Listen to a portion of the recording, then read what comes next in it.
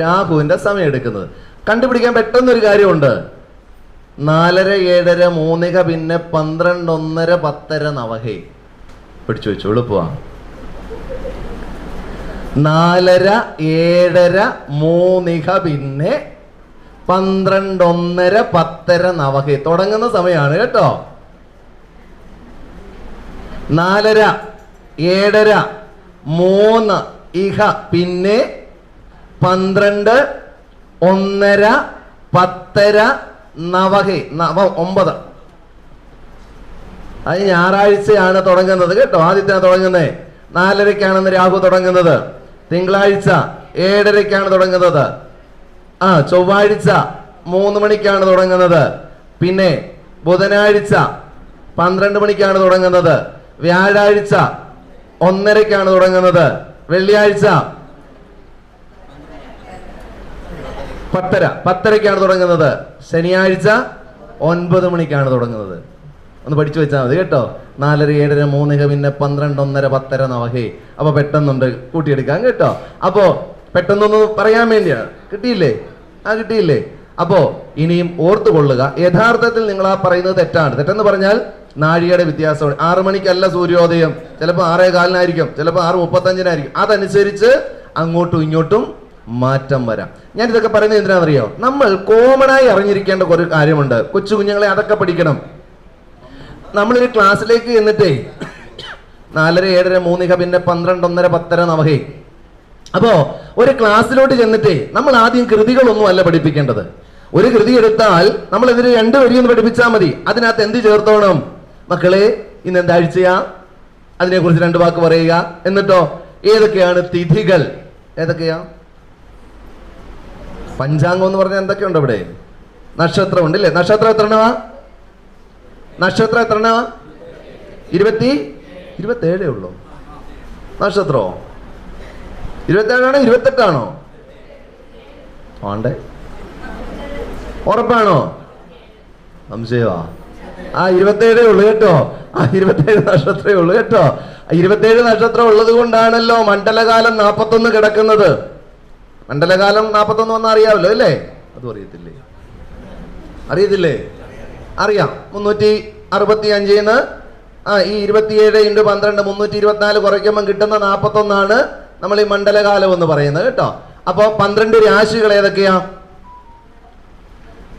രാശി മേടത്തിലാണ് നമ്മൾ തുടങ്ങുന്നത്. ഈ മലയാള മാസങ്ങൾ തന്നെയാണ് രാശിചക്രം പറയുന്നത്. മേടമാണ് തുടങ്ങുന്നത് കേട്ടോ. ഉദയരാശി മേടം, ഇടവം, മിഥുനം, കർക്കിടകം, ചിങ്ങം, കന്നി, തുലാം, വൃശ്ചികം, ധനു, മകരം, കുംഭം, മീനം. ഈ 12 കളം വരച്ച് ഇങ്ങനെ കാണത്തില്ലേ? ഷാശൂഷു കണ്ടിട്ടുണ്ടല്ലോ? ആ സാധനം കേട്ടോ, രാശി ചക്രം. അപ്പോ തിഥികൾ ഏതൊക്കെയാ?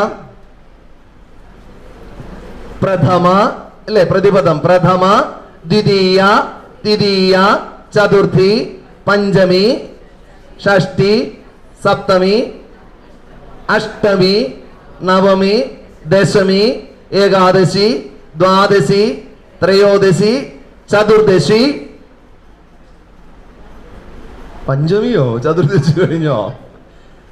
ഒന്നെങ്കിൽ അമാവാസി അല്ലെങ്കിൽ പൗർണമി. ഒന്നെങ്കിൽ കറുത്ത വാവ്, അടുത്തത് വരുമ്പോ വെളുത്ത വാവ്. പൗർണമി എന്ന് പറഞ്ഞാൽ വെളുത്ത വാവ്, എന്നിട്ട് അമാവാസിയും കേട്ടോ കറുത്ത വാവ്. അപ്പൊ ഇങ്ങനെ നക്ഷത്രങ്ങള്, തിഥികള്, ദിവസങ്ങള്, മാസങ്ങള്, ഇതൊക്കെ ചുമ്മാ ഇതിന്റെ ഇടയ്ക്ക് പഠിപ്പിച്ചു വിട്ടൂടെ? അതിന്റെ ഇടയ്ക്കാണ് ദൈവമേ കാത്തുകൊള്ളങ്ങ് കൈവിടാതിങ്ങു ഞങ്ങളെ നാവികൻ നീ ഭവാബ്ദിക്ക് ഒരാവിവൻ തോണി നിൻപദം. പ്രാർത്ഥനകൾ ഇടയ്ക്ക് കടത്തി വിട്ടോണം. പക്ഷേ നമ്മൾ എവിടെ തുടങ്ങണം? ധർമ്മത്തിൽ തുടങ്ങണം. ധർമ്മ പഠന കളരി എന്ന് തന്നെ ആ പേര് പറയുന്നത് അതുകൊണ്ടാ. ധർമ്മത്തിൽ നിന്ന് തുടങ്ങണം. ചുമ്മാ കുഞ്ഞുങ്ങളോട് കുളിച്ചോ മോളെ, കുളിച്ചോ? എന്തിനാ കുളിച്ചേ? അമ്മ വഴക്ക് പറയുന്നുണ്ടാ കുളിച്ചതെന്ന്. എന്തിനാ കുളിച്ചത്? ഇതെന്നാ ചോദിക്കുന്നത്? കുളിച്ചത് എന്തിനാണ്? ശുദ്ധി വരുത്താനോ? എന്നാ ശുദ്ധി വരുത്താൻ? ആ ശരീരശുദ്ധി വരുത്താൻ. വേറെ വല്ല ശുദ്ധി ഉണ്ടോ? വേറെ വല്ല ശുദ്ധി ഉണ്ടോ? അപ്പൊ ഇവിടെ ശരീരശുദ്ധി കുഞ്ഞിപ്പോ പറഞ്ഞു ഇല്ലേ? വീട്ടിനകത്ത് കയറുമ്പോ എന്നാ നാറ്റമോ അല്ലേ? എന്താ നാറ്റം? കാരണം വീട് ശുദ്ധിയാക്കിയിട്ടില്ല, ശരിയല്ലേ? ഇങ്ങനെയൊക്കെ നിങ്ങൾ ചുമ്മാ ഒന്ന് പറഞ്ഞു കൊടുത്തേ. എന്നിട്ട് ഇതെല്ലാം ഇവിടെ കൂട്ടിച്ചേർക്കണം. ആദ്യം കയറി പഞ്ചശുദ്ധി 1, 2, 3, 4 അങ്ങനെ പഠിപ്പിക്കണ്ട. നിങ്ങൾ അവരുടെ നിത്യചര്യയിലേക്ക് കടത്തിവിടണം. വിഷ്വലൈസ് ചെയ്തേ പഠിപ്പിക്കാവുള്ളൂ. അപ്പോഴോ ചുമ്മാ ചോദിച്ചില്ലേ കുളിച്ചോ, എന്തിനാ കുളിക്കുന്നത്? അപ്പൊ ശരീരശുദ്ധി എന്താണെന്ന് അവരുടെ ഉള്ളിൽ തെളിഞ്ഞില്ലേ? വീട്ടിലേക്ക് വരുമ്പോ ഒരു നാറ്റം, എന്താ? വൃത്തിയാക്കിയിട്ടില്ല, ഗൃഹം ശുദ്ധമാക്കണം. ശുദ്ധമായ ഗൃഹമില്ല, എന്താ? ഒന്ന് ഓർത്തു നോക്കിയേ, ശരീരം ശുദ്ധമാവില്ല, ശരിയല്ലേ?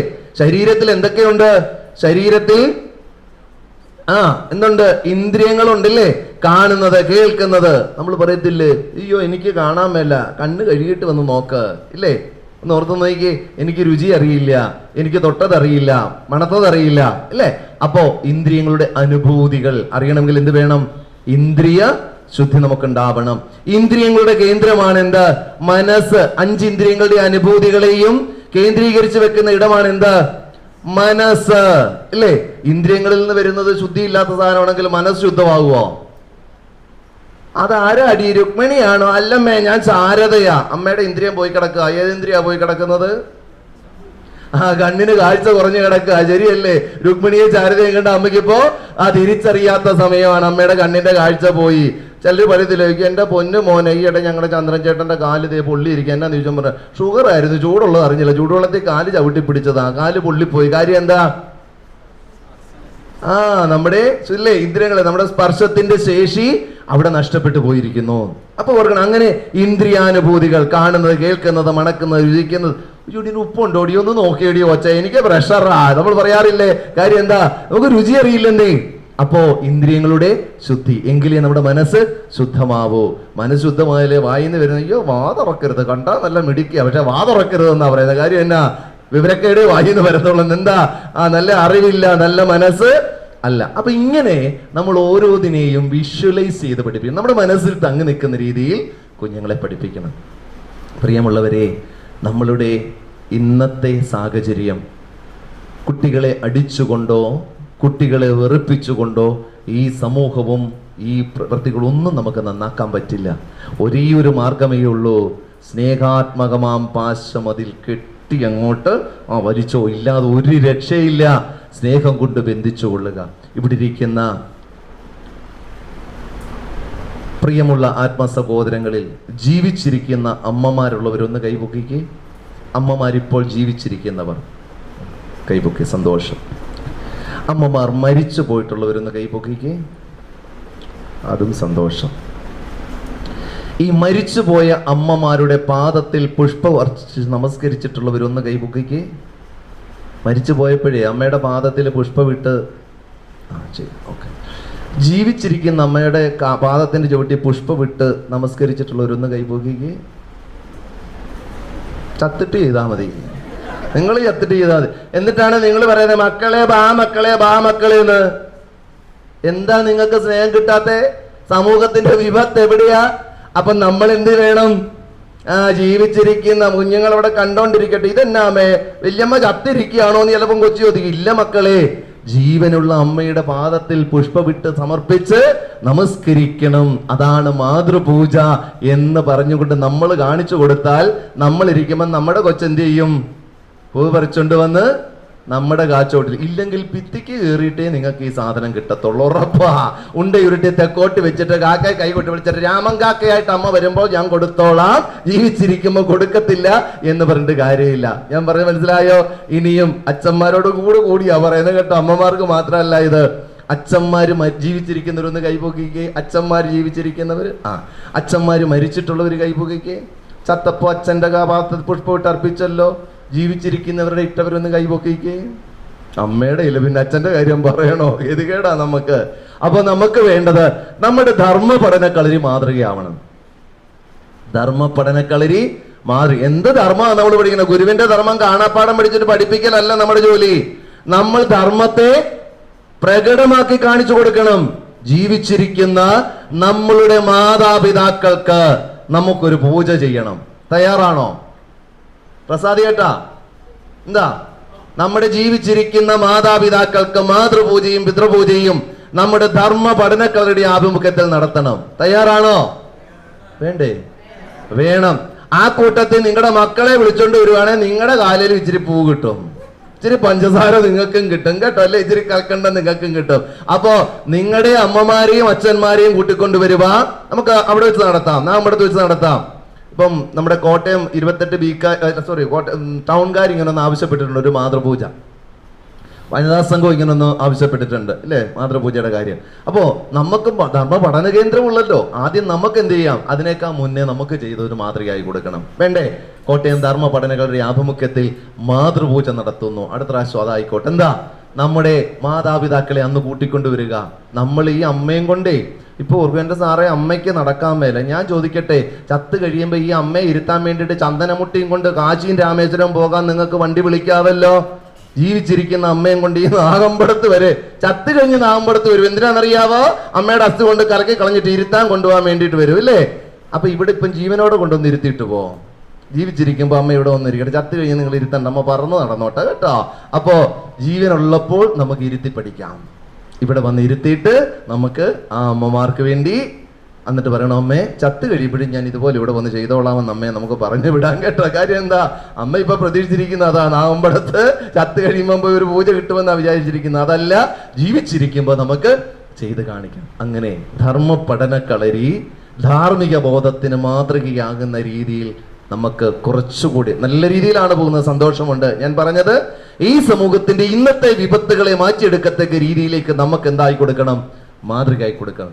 നിങ്ങളത് ചെയ്തിട്ട് നിങ്ങളൊരു ശാഖയിലേക്കൊന്ന് ചെന്നേ, അപ്പം നിങ്ങൾക്ക് തന്നെ എന്ത് തോന്നും, ഞാനിത് പറയാൻ യോഗ്യനാണ് എന്ന് നമുക്ക് തന്നെ തോന്നുമില്ലേ? ഇല്ലെങ്കിൽ പറയുമ്പോൾ നാക്കുളൊക്കെ ഇടയ്ക്ക് അപ്പം പറയും, തൊണ്ടയ്ക്ക് പോയത് എന്താ അറിയാവോ, പറഞ്ഞതും ഇതുമായിട്ട് ഞാനിതൊന്നും ചെയ്യാത്ത ഞാൻ ഒന്ന് പറഞ്ഞു കഴിയുമ്പോൾ ഓട്ടോമാറ്റിക്കായി ഇടയ്ക്ക് തൊണ്ടയിൽ കിച്ച് കിച്ച് വരും. കാര്യം എന്താണെന്നറിയാവോ, എനിക്കിത് ബാധകമല്ല. അപ്പൊ അവരെന്ത് പറയും, തള്ളിയിട്ട് പോകുന്ന പോക്ക് കണ്ടോ എന്ന് ചോദിക്കും. അത് വരുത്താതിരിക്കാൻ നമുക്ക് മാതൃകയാകാം. റെഡിയാണോ? എത്ര പേര് കൊണ്ടുവരും അച്ഛനമ്മമാരെ? ICUലായാലും കുഴപ്പമില്ല, നിങ്ങൾ കൊണ്ടുപോരാനേ, നമുക്ക് ഇവിടുന്ന് അന്ത്യകർമ്മവും ചെയ്തിട്ട് വിടാം, ഒരു കുഴപ്പമില്ല. നല്ല കാര്യമല്ലേ ചെയ്യുന്നത്? നാഗമ്പടത്തിന്റെ പുണ്യ മണ്ണിൽ കൊണ്ട് ആ അമ്മയെ ഒന്ന് ശുദ്ധി വരുത്തി, ആ അമ്മയുടെ പാദം കഴുകി, കാലിൽ അല്പം ഭസ്മം ചാർത്തി, നെറ്റിയിൽ അല്പം തിലകം ചാർത്തി, അമ്മയുടെ കഴുത്തിൽ ഒരു പൂമാലയിട്ട്, ഒരു പിടി പുഷ്പം അമ്മയുടെ പാദത്തിലിടുമ്പോൾ സാധാരണ നിലവിളക്ക് കത്തിച്ച് വെച്ചിട്ട് അതിന്റെ ചുവട്ടിലല്ലേ പുഷ്പം ഇടുന്നത്? ഗുരുവായോ ദേവനായോ ഏതെങ്കിലും ഒരു ദേവനായി സങ്കല്പിച്ചുകൊണ്ട് ആ ദേവന്റെ പാദം എവിടെ വെക്കും? തൂശനിലെ വെക്കും. ഇവിടെ നമുക്ക് ആരുടെ പാദമാ തൂശനിലെ വെക്കണം അറിയാവോ? അമ്മയുടെ പാദം തൂശനിലയിൽ വെച്ചുകൊണ്ട് ആ തൂശനിലയിൽ വെച്ച് അമ്മയുടെ പാദത്തെ കഴുകി ആ ശുദ്ധി വരുത്തി ഭസ്മം തേച്ച് അതിനുശേഷം പാദത്തിൽ പുഷ്പമർപ്പിച്ച് അമ്മയ്ക്കൊരു മാല ചാർത്തി തിലകം ചാർത്തി അമ്മയുടെ നാവിലേക്ക് അല്പം മധുരം വെച്ചു കൊടുക്കാം. അപ്പൊ നിങ്ങൾക്കൊരു സംശയം, അമ്മയ്ക്ക് ഷുഗർ ഉണ്ടല്ലോ, എന്നാ ചെയ്യുമെന്ന്? ഷുഗറുള്ള അമ്മമാരൊക്കെ ചത്തിട്ട് നിങ്ങൾ ആണ്ടിന് പായസം വെക്കാറുണ്ടോ? അമ്മയ്ക്ക് വിളമ്പി വെക്കുമ്പോൾ പായസം കൂട്ടി, അല്ലെ ഷുഗർ പിടിച്ച് അത്തമ്മയ്ക്ക് പിന്നെ എന്തിനാ നിങ്ങൾ പായസം കൊണ്ടുവെക്കുന്നത്? അപ്പോ ജീവിച്ചിരിക്കുന്ന അമ്മയ്ക്ക് അല്പ പായസം അല്ല ഇച്ചിരി മധുരം നാക്കെ തൊട്ടാൽ അമ്മ ചത്തുപോകത്തൊന്നുമില്ല കേട്ടോ. അപ്പോ അങ്ങനെ നമുക്ക് എന്താ പറയാ, കർമ്മം ചെയ്ത് കാണിച്ചു കൊടുക്കാന്നേ. അങ്ങനെ സമൂഹത്തിന് മാതൃകയാണ്. ധർമ്മ പഠനക്കളരിയുള്ളവർ നമ്മുടെ 103 ശാഖയിലേക്കും കടന്നു ചെല്ലണം. ഈ കഴിഞ്ഞ ഒരു പ്രോഗ്രാമിന് വനിതാ സംഘം യൂത്ത് ഒക്കെ ചേർന്ന പ്രോഗ്രാമിന് ഞാൻ പറഞ്ഞു, ഇവിടെ എന്തോ ഒരാളുടെ മാത്രമാണ് എന്ന് പറഞ്ഞുകൊണ്ട് അതിനെ മുദ്ര കുത്തി ചിത്രീകരിച്ച് അവിടെ ഒറ്റപ്പെടുത്തി ഈ ധർമ്മ പഠനക്കളരിയെ വളർത്താതിരിക്കാനുള്ള ഒരു ശ്രമം നടക്കുന്നുണ്ട്. അത് മാറ്റിയിട്ടുണ്ട്. കഴിഞ്ഞ മീറ്റിംഗില് അല്ലെ, വനിതാ സംഘത്തിന്റെ യൂത്തിന്റെ എല്ലാ മീറ്റിംഗിൽ ഒരുമിച്ചിരുത്തിക്കൊണ്ട് അവരോട് പറഞ്ഞു, നിങ്ങൾ എല്ലാവരും ഇതിൽ സഹകരിക്കണം, ഇവിടെ അത്തരത്തിൽ ഒറ്റപ്പെടുത്തി മാറ്റി നിർത്തരുത്. ഇത് SNDP യോഗം കോട്ടയം യൂണിയന്റേതെന്ന് പറഞ്ഞ് തന്നെയാണ് അത് പരസ്യം ചെയ്യുന്നത്. അതിനെ ചില ശക്തികൾ എന്തൊക്കെയോ ഉദ്ദേശ ലക്ഷ്യമായിരിക്കാം, ചില ശക്തികൾ അതങ്ങനെയാണ് ഇങ്ങനെയാണെന്ന് പറഞ്ഞുകൊണ്ട് അതിനെ ഇല്ലായ്മ ചെയ്യാനുള്ള ശ്രമമാണ്. അതിന് നമ്മൾ കൂട്ടുനിൽക്കില്ല. അതുകൊണ്ടാണ് ഞാൻ പറഞ്ഞത്, നമുക്ക് ചെയ്യാമെന്നേ, ഈ കർമ്മങ്ങളൊക്കെ നമുക്ക് ചെയ്യാം. അപ്പോ അതോടൊപ്പം നമുക്ക് എന്തും ചെയ്യാം, കൃതികളൊക്കെ ഈ കൂട്ടത്തിൽ അങ്ങ് പൊക്കോളും. നമ്മൾ കുഞ്ഞുങ്ങളെ ഒന്ന് ഓർത്തു നോക്കി, നിങ്ങൾ ആനെ കണ്ടതെന്നാ? സത്യം പറ, എന്നാ? ഉത്സവത്തിനൊന്നും അല്ല. നിങ്ങളൊന്ന് ഓർത്തു നോക്കി, ബോധമില്ലാത്ത സമയത്തെ പഠിക്കാൻ സ്കൂളിൽ പോയില്ലേ, അന്നേരം ഇപ്പൊ പുസ്തകത്തെ ഒരു കറുത്ത ഒരു പടം ഉണ്ടായിരുന്നു, ആന. അന്ന് ആന എന്നാന്നോ തുമ്പിക്കൈ എന്നാന്നോ കൊമ്പ് എന്താന്നോ നമുക്കറിയത്തില്ല. ഏതാണ്ട് കറുത്തുരുട്ട് ഒരു സാധനം വെള്ളക്കൊമ്പുമായിട്ട് ഇങ്ങനെ നിൽക്കുന്നില്ലേ. പക്ഷെ ഇപ്പൊ ആന എന്താന്ന് പറഞ്ഞാൽ നമുക്കറിയാം. അതുകൊണ്ടല്ലേ നമ്മൾ ആന വേണ്ട എന്ന് പറയുന്ന ഉത്സവത്തിന്. ശരിയല്ലേ? ഇപ്പൊ ആന എന്താന്ന് അറിയാവുന്ന കൊണ്ട് നമ്മൾ പറയുന്നു ആന വേണ്ട. പക്ഷെ അന്ന് ആനയെ അറിയാത്തത് കൊണ്ട് ആ എന്ന അക്ഷരം പഠിക്കാൻ നമ്മൾ എന്തെടുത്തു? ആനയെടുത്തു, ആടെടുത്തു. ശരിയാണോ? ഒന്ന് ഓർത്തു നോക്കിക്കേ. ഇന്ന് ഉറി എന്ന് പറയുന്ന സാധനം പിള്ളേർ കണ്ടിട്ടില്ല. പക്ഷെ പഠിക്കാൻ ഇന്ന് ഉറി കെട്ടി തൂക്കി തന്നെ ആ സാധനം ഊഞ്ഞാലാണോ എന്നാണ് പിള്ളേർ ചോദിക്കുന്നത്. ഇതാണ് അവസ്ഥ. അപ്പൊ ഇങ്ങനെ നമ്മൾ കർമ്മകാണ്ഡത്തിലൂടെ കടന്നു പോകാം. നിരവധിയായ അറിവുകൾ സമ്പാദിച്ചുകൊണ്ട്, വ്യത്യസ്തമായ മേഖലയിലെ അറിവുകൾ സമ്പാദിച്ചുകൊണ്ട് നമുക്ക് കടന്നു പോകാം. ഞാൻ ഉറപ്പ് പറയുന്നു, ഞാനും ഇടയ്ക്ക് വരാം. ഇതിനകത്ത് നിരവധി അറിവുള്ളവർ, നിരവധി കഴിവുള്ളവർ ഇതിനകത്തുണ്ട്. ഓരോരുത്തരുടെ കഴിവുകളും വ്യത്യസ്തമായിരിക്കും. അവിടെ മത്സരം ഒന്നും വേണ്ട. ആ കഴിവുകൾ നമുക്ക് ഏതൊക്കെ രീതിയിൽ വിനിയോഗിക്കാൻ പറ്റണം, അതാണ് നമ്മുടെ ക്ലാസിന്റെ ഗുണം. ഞാൻ പറഞ്ഞില്ല, ചിലർക്ക് എന്താ പറയാ, പാടാൻ കഴിയുമെന്ന് പറഞ്ഞല്ലോ. ചിലർക്ക് മിമിക്രി അറിയാമായിരിക്കും. അങ്ങനെ പല കഴിവുള്ളവരുണ്ടായിരിക്കും. ചിലർക്ക് ചില കൃതികൾ നന്നായിട്ട് വഴങ്ങും, ചില കൃതികൾ വഴങ്ങത്തില്ല. ഒരു ക്ലാസ് ഇന്നിവിടെ എടുത്തെങ്കിൽ അടുത്ത ക്ലാസ് മറ്റൊരാളെ അവിടെ വിട്ട് നമുക്ക് എടുപ്പിക്കാം. അത് വഴങ്ങുന്നവരെ കൊണ്ട് അത് എടുപ്പിക്കാം. കീർത്തനം ആലപിക്കാൻ അതിന് പറ്റിയവരെ നമുക്ക് വിടാം. അങ്ങനെ പല മേഖലയിൽ പരിജ്ഞാനമുള്ളവരെ നമുക്ക് എന്ത് ചെയ്യാം? ഇതിൽ നമുക്ക് ഉപയോഗിക്കാം. ആ കടന്നു വരുന്ന കുട്ടികൾ ധർമ്മബോധത്തിലേക്ക് കടക്കുമ്പോൾ ഗുരു നമ്മെ പഠിപ്പിച്ചത് അഷ്ടവിഷയം. ഗുരുവിന്റെ ഏത് കൃതി നിങ്ങൾ എടുത്തു, അത് ദൈവത്തെ പ്രീതിപ്പെടുത്തി താഴെ കൊണ്ടുവരാനൊന്നും അല്ല. പിണ്ടനന്ദി ചൊല്ലുമ്പോൾ എന്താ നിങ്ങൾ മനസ്സിലാക്കുന്നത്? ഒരമ്മയുടെ ഗർഭപാത്രത്തിൽ ജന്മമെടുത്ത കുഞ്ഞിന്റെ ജീവിതചക്രം എന്താണെന്ന് ഒരു കുഞ്ഞിനെ പഠിപ്പിക്കാൻ അതിൽ പരം ഒരു കൃതി വേണോ? ആ ഒരു ബോധവൽക്കരണമല്ലേ ആ കൃതി? അതോ അതിങ്ങനെ ചൊല്ലിക്കൊണ്ടിരിക്കുമ്പോൾ ദൈവം തമ്പുരാൻ മേളിൽ നിന്ന് ലോട്ടറി അടിപ്പിക്കുമെന്ന് വിചാരിച്ചാണോ ഈ കൃതി ചെല്ലുന്നത്? അല്ല. ഗുരുവിന്റെ കൃതികളുടെ പ്രത്യേകത അതാണ്. ശാസ്ത്രീയമാണ്, മനുഷ്യത്വം ഉണ്ടാകുന്നതാണ്, മനുഷ്യന് ധർമ്മബോധത്തെ പറന്നു വരുന്നതാണ്. ഈ ഒരു തരത്തിൽ നമ്മൾ കുട്ടികളിലേക്ക് ഇത് കടത്തിവിടുവാൻ നമുക്ക് സാധിച്ചാൽ അവിടെയാണ് ധർമ്മ പഠന ക്ലാസിന്റെ പൂർത്തീകരണം നമുക്കുണ്ടാവുന്നത്. അത് നമുക്ക് ചെയ്യണം. കോട്ടയം യൂണിയനെ പോലെ അത് ചെയ്യാൻ പറ്റുന്ന ഒരു യൂണിയനും ഇല്ല എന്ന സത്യം കൂടി നിങ്ങൾ തിരിച്ചറിയുക. അതെന്തുകൊണ്ടാണ് എന്ന് ചോദിച്ചാൽ നിങ്ങൾ ഓർത്തു നോക്കിയേ, ഈ സമൂഹത്തിൽ ധാർമ്മികത ഇല്ലേ, വ്യത്യസ്തമായ ശൈലിയിലുള്ള ആചാര അനുഷ്ഠാനങ്ങളും തീർത്ഥാടനവും ഒക്കെ നടക്കുന്ന ഈ സമൂഹത്തിൽ എന്താണ് തീർത്ഥാടനം, എന്താണ് ആചാരമെന്ന് അറിഞ്ഞുകൊണ്ട് ഗുരു അരുൾ ചെയ്തത് എവിടെ വെച്ചാ? ഈ നാഗമ്പടത്തിന്റെ തേന്മാവിൻ ചൂട്ടിലല്ലേ? നിങ്ങളൊന്ന് ഓർത്തു നോക്കിയേ. അഷ്ടവിഷയങ്ങളെ കുറിച്ച് അല്ലേ ഒരു ക്ഷേത്ര ദർശനം. ആ ക്ഷേത്രത്തിൽ പോകേണ്ടതിന്റെ ഉദ്ദേശം നവീകരണമാണ്. അഷ്ടവിഷയങ്ങളെ കുറിച്ച് പഠിക്കണമെന്ന് അതിൽ പരം ഗുരു അരുൾ ചെയ്ത സ്ഥലം വേറെ ഉണ്ടോ? ഈ പുണ്യഭൂമിയിൽ ഇരിക്കുന്ന നമുക്ക് എന്തുകൊണ്ട് ഈ സമൂഹത്തിൽ ഒന്നാമതായി കൂടാ? നാഗമ്പടത്തോളം ഒന്നാമതാകാൻ പറ്റുന്ന ഒന്നും ഗുരുവിന്റെ പേരിൽ വേറെ. ശിവഗിരി കഴിഞ്ഞാൽ പിന്നെ ഏതാണ്? ഒന്നാമത് നാഗമ്പടത്തിന് തന്നെയാണ് പ്രാധാന്യം. SNDP യോഗം ഇന്ന് കുന്നോളം ഉണ്ട്. പക്ഷേ ഓർക്കണം, 1 മുതലുള്ള 108 ശാഖകൾക്ക് സർട്ടിഫിക്കറ്റ് വിതരണം ചെയ്യ എവിടുന്ന? മൂലസ്ഥാനം ഇതാണെന്നേ. ശരിയാണോ? നമുക്ക് പറ്റിയില്ല, പിന്നെ ആർക്കാ ഇവിടെ പറ്റുക? അത് ഓർക്കണം നിങ്ങൾ. ഗുരുവിന്റെ നിയോഗമായിരിക്കാം ഇന്നിതാ ഞാൻ നിങ്ങളുടെ മുന്നിൽ വന്ന് ഇങ്ങനെ പറയാൻ ഒരുപക്ഷെ കാരണമാകുന്നത് എന്ന് ഞാൻ വിശ്വസിക്കുക. കാരണം ചങ്ങനാശ്ശേരി കിടന്ന് ഞാൻ എത്ര തുള്ളിയാലും ഈ മണ്ണിൽ വന്ന് സേവിക്കാൻ ഒരു നാഴിക കിട്ടിയെങ്കിൽ അതെന്റെ പരമഭാഗ്യമായിട്ടാണ് ഞാൻ കാണുന്നത്. അപ്പൊ നിങ്ങളൊക്കെ എത്ര ഭാഗ്യം ചെയ്തവരാ ഒന്ന് ഓർത്തു നോക്കിയേ. എന്തേ നിങ്ങൾ ആ ഭാഗ്യം മനസ്സിലാക്കാത്തത്? എന്തേ അതിന് തക്കതായിട്ട് നിങ്ങൾ ആക്റ്റീവ് ആകാത്തത്? പോരാ, കുറച്ചുകൂടെ ആക്റ്റീവ് ആകണം കേട്ടോ. കുഴപ്പമില്ല എന്നൊക്കെ പ്രസാദ് ഏട്ടൻ പറയുമെങ്കിലും ഞാൻ പറയും പോരാ. കോട്ടയം യൂണിയന്റെ ധർമ്മ പഠന കളരിയിലുള്ളവർ ഇങ്ങനെ പോരാ, നിങ്ങൾ ശക്തമായി ഇറങ്ങണം. ഈ പള്ളി നല്ലതായിട്ട് അഴകോടുകൂടിയും ആഡംബരത്തോടുകൂടിയും ആത്മീയതയോടുകൂടിയും എല്ലാവരെയും ചേർത്ത് നിർത്തിക്കൊണ്ടുപോയാൽ ഇതിനകത്ത് കൊച്ചു കുരിശു പള്ളികളൊന്നും ഉണ്ടാവില്ല എന്ന ബോധം കൂടി ഞാൻ നിങ്ങൾക്ക് പകർന്നു തരികയാണില്ലേ. പള്ളിക്കകത്ത് കുരിശു പള്ളികൾ കൂണുപോലെ മുളച്ചുകൊണ്ടിരിക്കുക.